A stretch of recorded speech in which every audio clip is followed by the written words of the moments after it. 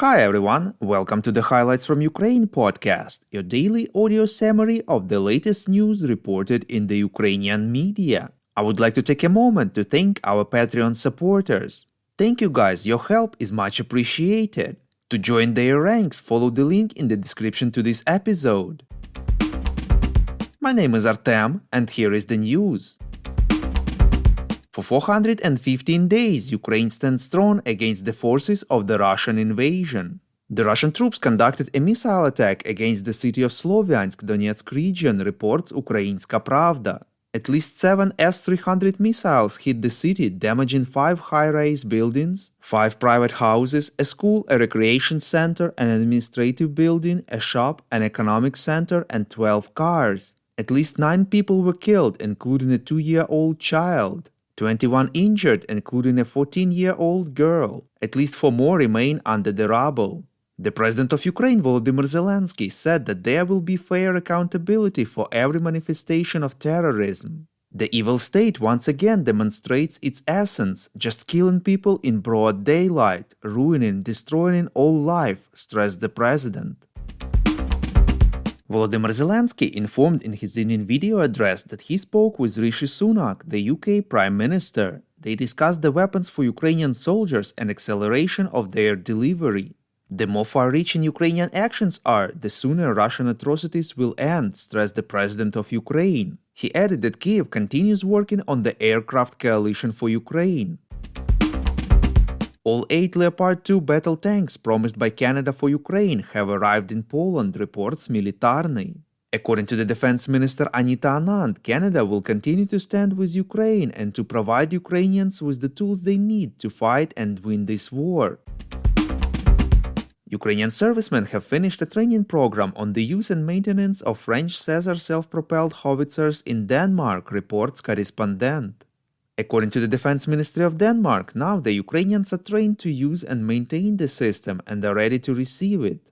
The howitzers are expected to be delivered to Ukraine in the next few weeks. The Danish government plans to provide the Ukrainian army with 19 such systems. Prime Minister Denis Shmyhal, who is on a visit to the US, said that Kyiv and Washington remain united in preparing for a counter-offensive despite the leak of secret documents, reports Ukrainska Pravda. Shmyhal emphasized that Ukraine and the US are united in such matters as military training, the supply of ammunition and weapons, including long-range missiles.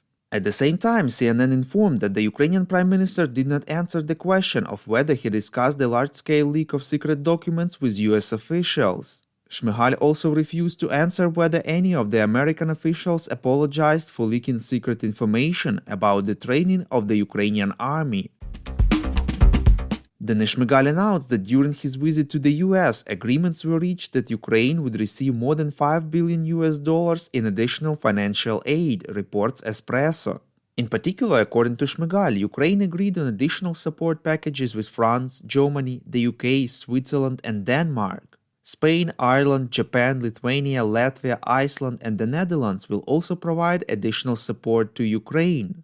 Earlier, the Prime Minister of Ukraine announced France's readiness to allocate €2 billion to Ukraine, reports Interfax Ukraine. This support will be part of a long-term program that will be used for restoration.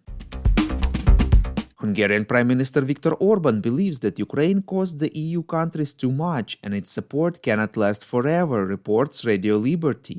According to him, financial obligations towards Ukraine harm the economy of the Union.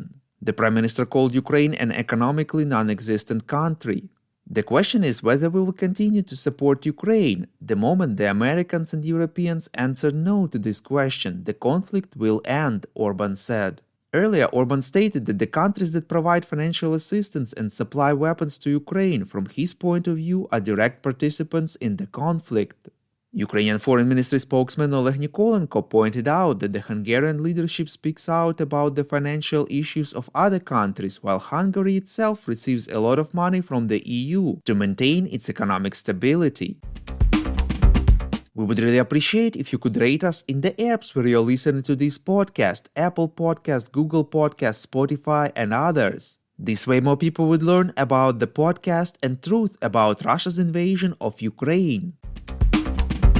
We call on you to demand from governments of your countries to impose the toughest sanctions possible on Russia and its citizens to stop their invasion of Ukraine.